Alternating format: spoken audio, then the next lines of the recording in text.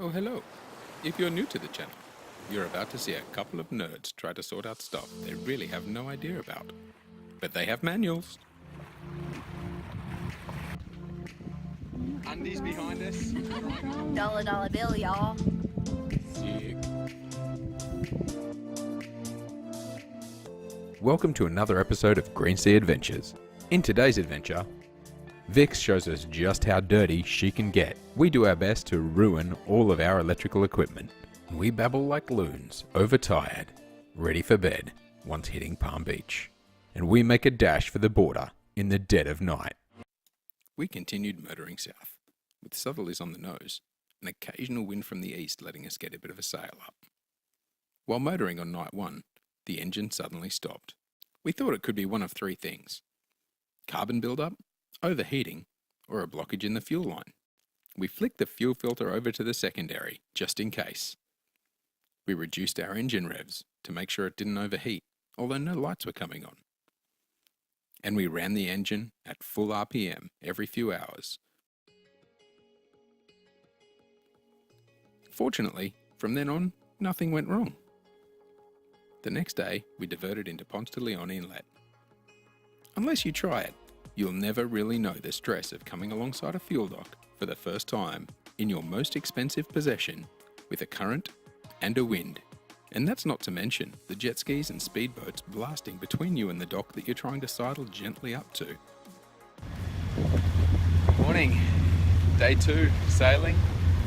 We're going down the coast of Florida, heading south. On a beam reach, a dodgy one because we've had a few issues, shall we say. We've only got the Genoa out because we blew the tack on the mainsail. It had a little fold in the furling gear and we tried to pull it free. The tack broke, so it had some wear issues. Our chart plotter and radar has packed up, so we'll have to check it out. We've got the iPad as a backup. Our wind instruments and our speed don't really register. We don't know why. I've cleaned out the speed gauge and done all the normal things and still no go.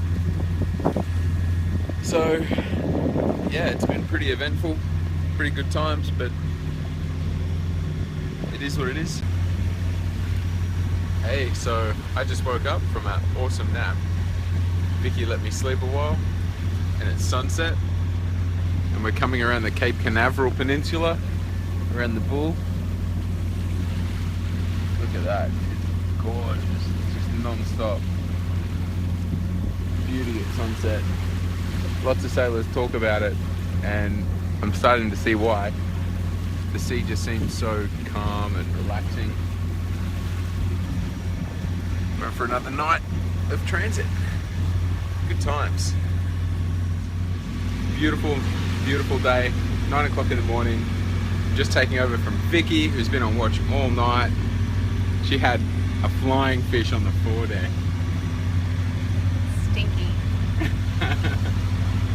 We're just going between Stewart and Fort Pierce at the moment, or Fort Pierce to Stewart.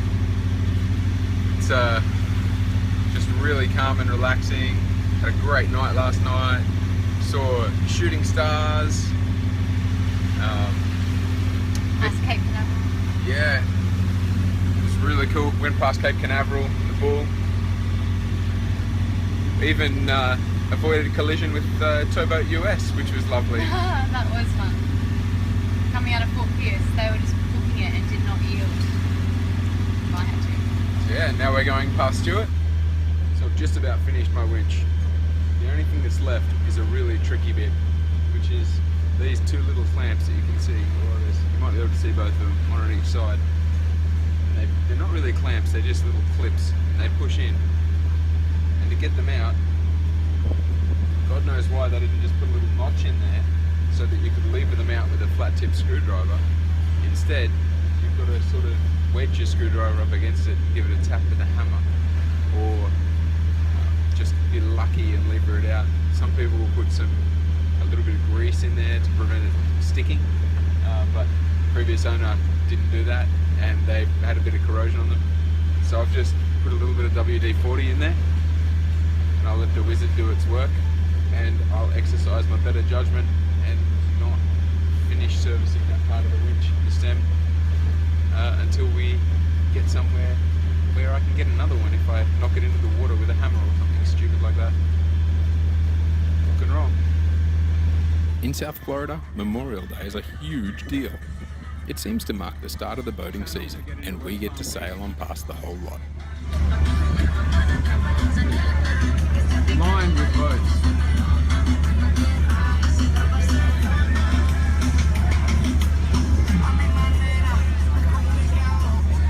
Unfortunately, it's a minimum wake zone now.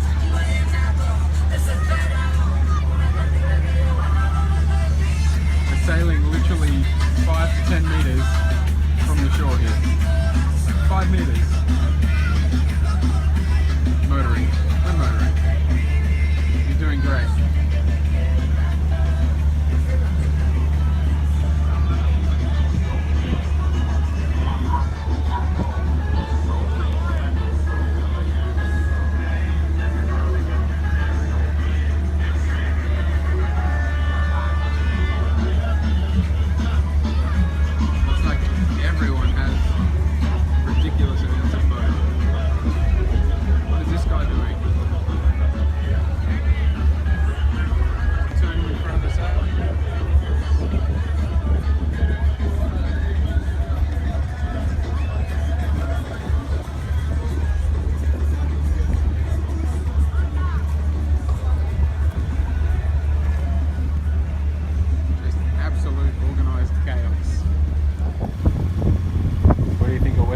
So far.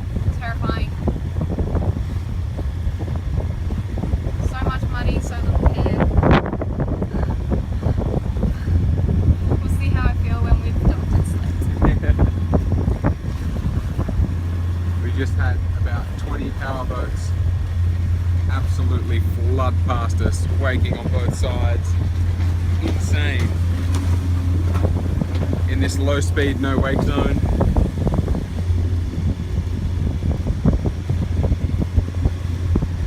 Are off on a Memorial Day holiday. Alright, docked up safe and sound in West Palm Beach. We're behind that catamaran over my shoulder. We came in pretty strong easterlies and had a minor panic attack getting in here, had a minor grounding. You can't trust the markers here, everything's shoaled up. But yeah, we got in, we got aboard. And had showers. We're all pretty happy, but damn, it's like $100 a night to stay here.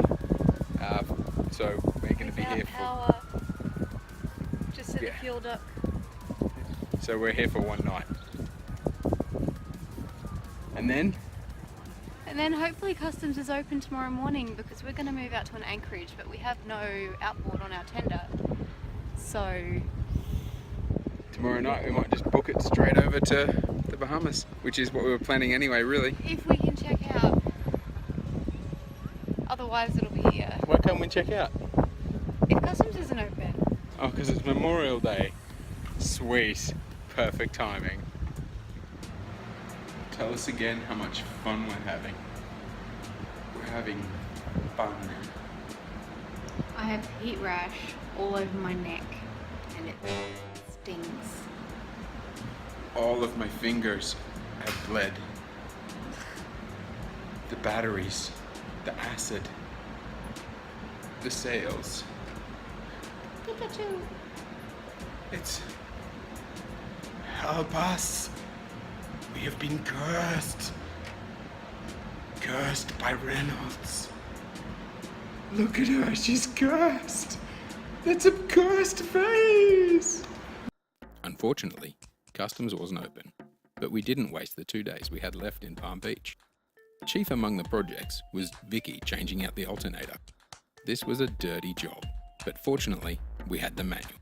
There were also a few corroded connections back there, which may have contributed to our engine stop. Fortunately, we could fix those too. For some reason, the polarity on the solar panel had been reversed on the previous set, and when we wired up the new panels, we hadn't followed suit. We unplugged the LED indicator light and put it back in the way the factory manual suggested. Wow. With our mechanical and electrical issues sorted, we prepped the boat and stole away in the dead of night. We crossed the 3-mile boundary somewhere around midnight. It's probably the last update for a little bit. We're heading over to the Bahamas. We're going directly into the wind, which is not fantastic. So had to motor again, but we're time constrained because of the water protection laws.